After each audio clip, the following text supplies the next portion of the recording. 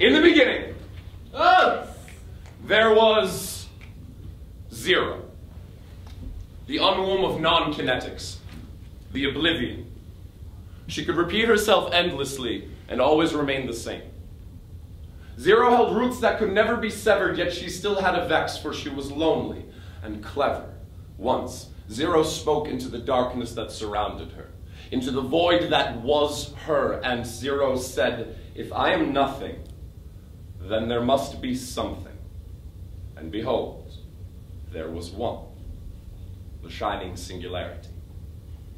One with such joy at being created, rushed to 0 for embraces and thanks, but his limbs were infant, and one tripped, piercing the infinite 0 like arrowhead, and behold, there was 2, 4, 8, 16, 32, 64, 128, 256, 512, ad infinitum, and one of 0's roots was clipped. She wept for the loss of her omnipresence, mourned that she was destined to be unremembered as a mere placeholder.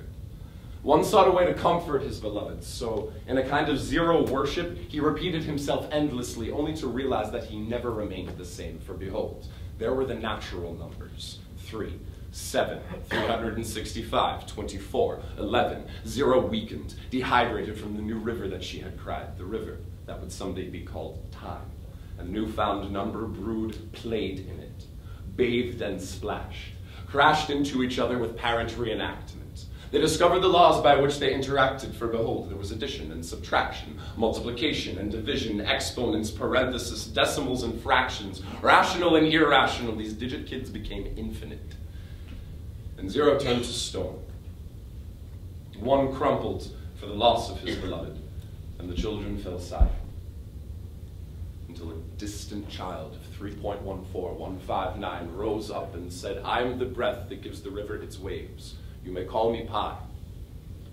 And a distant cousin of 2.71 rose up and said, "I am the breath that gives the river its wax and wane. You may call me E." And the secret square root lover of one's negative doppelganger rose up and said, "I am the something and nothing that exists at the center of all the river's droplets. You may call me I. We will teach you to survive." Thus, I and Pi multiplied. E repeated herself that many times. 1 grew a spine and pierced them like arrowhead, and behold, together they were 0. This was enough to make her granite face crack with her first smile. And the newfound number brood played in its rays, bathed and splashed, while 1 wrote the past and traveled to points unknown, and 0 wrote the future and traveled to points unknown. And thus was the spark lit at the center of all of this. And behold, bang! Oh.